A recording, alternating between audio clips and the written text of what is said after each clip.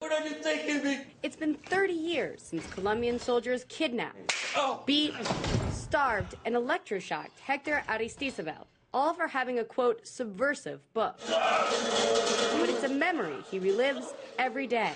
Few people have survived torture in Colombia, so I'm very lucky to be able to tell the story.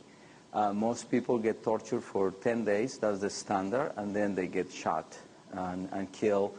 Many had been disappeared. Hector says the Colombian soldiers who tortured him and later killed his brother were trained right here on American soil at the School of the Americas in Fort Benning, Georgia. Army Major Joseph Blair was an instructor there. I was very much in favor of the School of the Americas during the Cold War era. But Major Blair says he was horrified with what his former students did with their anti-communist training in their own country. The classified manuals that the Army School of the Americas used the words interrogate, extortion, assassinate, neutralize. In common layman's terms, it all equates to torture.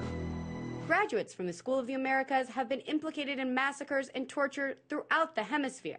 Of the more than 60,000 soldiers and police to have graduated, 10,000 of them have been Colombian. Colombia has been the largest user of the School of the Americas, and I don't think it's an accident that Colombia is the biggest abuser of human rights in the Western Hemisphere. The Eighth Amendment to the U.S. Constitution forbids torture and other forms of cruel and unusual punishment, as does the Geneva Convention. But it did happen. There's no question that our country not only engaged in torture itself, but taught others how to do it. We also rendered people, we also sent people to prisons in other countries where they were in fact tortured there. Although Congress demanded more oversight of military training programs, an internal investigation by the Government Accountability Office showed that School of the Americas manuals advocated using, quote, torture, truth serum, blackmail, and execution. The Pentagon said it didn't know what the manuals contained because its staff advisors assigned to review them didn't speak Spanish. United Nations Special Rapporteur for Torture Juan Mendez, himself a survivor of torture, says a lack of transparency in the U.S. led to further abuse.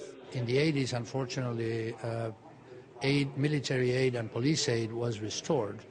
And after that, it's been difficult to document to what extent that aid includes teaching techniques that are prohibited by law or by international law. It's a legacy that sharply contrasts with U.S. rhetoric about respect for human rights abroad. The fact that there is an engagement with police bodies, for example, that do themselves extensively practice torture is an embarrassment, and perhaps more than an embarrassment, to the United States. Torture survivors and religious leaders in Washington, D.C. have come together to demand a full commission of inquiry into what they describe as torture practiced or enabled by the United States, including in its own prisons like Guantanamo Bay and by the CIA. When President Bush says that he waterboarded and he would do it again, and he said damn right that he had ordered it, obviously it's a very serious problem for the spirit and soul of our country.